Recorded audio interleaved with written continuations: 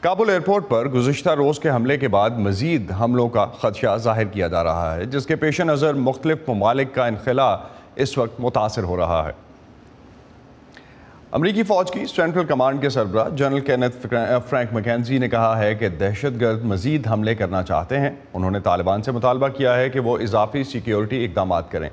Kabul airport کے باہر جمعرات کو ہونے والے دھماکوں میں ہلاک افغان شہریوں کی تعداد 90 تک پہنچ گئی ہے، جبکہ 100 سے زائد افراد زخمی ہیں۔ حملے میں کم از کم 13 امریکی فوجی بھی ہلاک ہوئے ہیں۔ دہشت گرد تنظیم داعش نے ان حملوں کی ذمہ داری قبول کی ہے۔ صدر بائیڈن کل امریکی قوم سے اپنے خطاب میں کہہ چکے ہیں کہ داعش خراسان کی تنظیم کی قیادت، اس کی تنصیبات اور اثاثوں کو نشانہ بنانے کے لیے انہوں نے امریکی کمانڈروں کو حکم دے دیا ہے۔ افغانستان کی سیکیورٹی صورتحال پر مزید تفصیلات کے لیے ہم بات کرتے ہیں وائس آف امریکہ کی پاکستان اور افغانستان کے لیے بیورو چیف عائشہ تنظیم سے۔ عائشہ، جنرل مکینزی طالبان سے اضافی سیکیورٹی کا مطالبہ کر رہے ہیں۔ کابل میں سیکیورٹی کی صورتحال ہے کیا؟ Thank you. جو کابل میں اس وقت صورتحال ہے وہ یہ ہے کہ وہ جو اضافی سیکیورٹی جس کا مطالبہ طالبان سے کیا جا رہا تھا وہ انہوں نے کر دیا ہے۔ تو ابھی میں نے چند لمحے پہلے ہی ایک چھوٹی سی ویڈیو ٹویٹ کی ہے۔ کابل ایئرپورٹ کی شکل بالکل بدل گئی ہے۔ وہ جو ہزاروں لوگ اس کے گرد گھیرا ڈالے بیٹھے تھے کہ کسی طرح اندر داخل ہو جائیں، تمام راستے پیک تھے، تمام انٹرنسز پیک تھیں، وہ ختم ہو چکی ہے۔ اوور نائٹ یعنی راتوں رات طالبان نے اس پورے علاقے کو، کچھ لوگ تو دھماکے کے بعد خود ہی واپس چلے گئے تھے خوف و ہراس کی وجہ سے، اور جو بچے تھے ان کو طالبان نے راتوں رات واپس بھیج دیا ہے گھروں کو۔ اور اب جو کابل ایئرپورٹ کے آس پاس کا علاقہ ہے وہ تقریباً خالی ہے۔ طالبان نے اپنا سیکیورٹی پیریمیٹر تھوڑا آگے کر دیا ہے، اور اب چاروں طرف انہوں نے اپنی چیک پوسٹ بنا دی ہیں، اور ان چیک پوسٹ سے وہ کسی بھی اجازت کے بغیر یا ان آتھرائزڈ کسی بھی نہ گاڑی کو گزرنے دے رہے ہیں، پیدل چلنے والوں سے بھی وہ کہہ رہے ہیں کہ آپ دوسرے راستے سے واپس چلے جائیں۔ تو اس وقت کابل ایئرپورٹ کی شکل اس سے بالکل مختلف ہے جو کل دھماکوں سے چند لمحے پہلے تک تھی۔ تو عائشہ، دھماکوں کے بعد ہسپتالوں کی صورتحال کیا ہے؟ کیونکہ کورونا کی وجہ سے طبی سہولتیں تو شاید پہلے سے ہی کم تھیں۔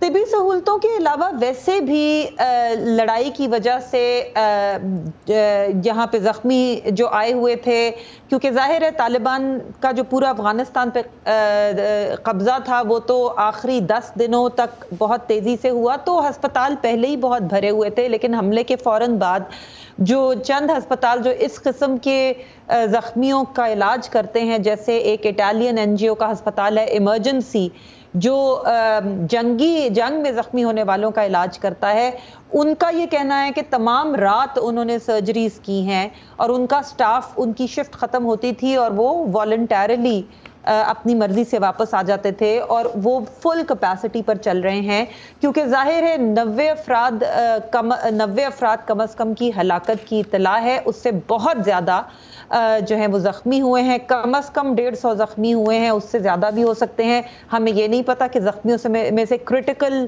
صورتحال کتنوں کی ہے۔ تو اس وقت ہاسپٹل فل کیپیسٹی پر ہیں۔ تو طالبان کے کنٹرول کو اب داعش سے خطرہ ہے کیا؟ کیونکہ مختلف حلقوں میں اب طالبان اور داعش کے درمیان لڑائی کے خدشے پر بھی بات ہو رہی ہے۔ جی، طالبان اور داعش کے درمیان شروع سے ہی ایک تنازع تو چلا آتا رہا ہے، اور ہم نے دیکھا ہے کہ جن علاقوں میں افغانستان کے داعش گھسنے کی کوشش کر رہی تھی اور طالبان کا قبضہ تھا، تو دونوں کے درمیان جھڑپیں بھی ہوتی رہی ہیں، اور گزشتہ سالوں میں بھی ہم دیکھتے رہے ہیں۔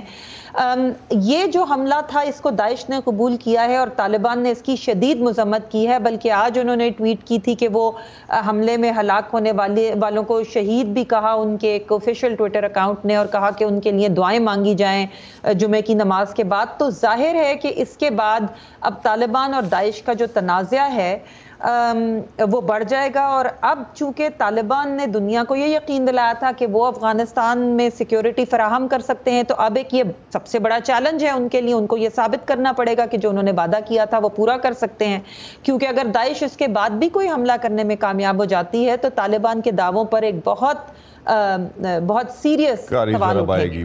بہت بہت شکریہ عائشہ تنظیم ہمیں اس حوالے سے اپڈیٹ کرنے کا۔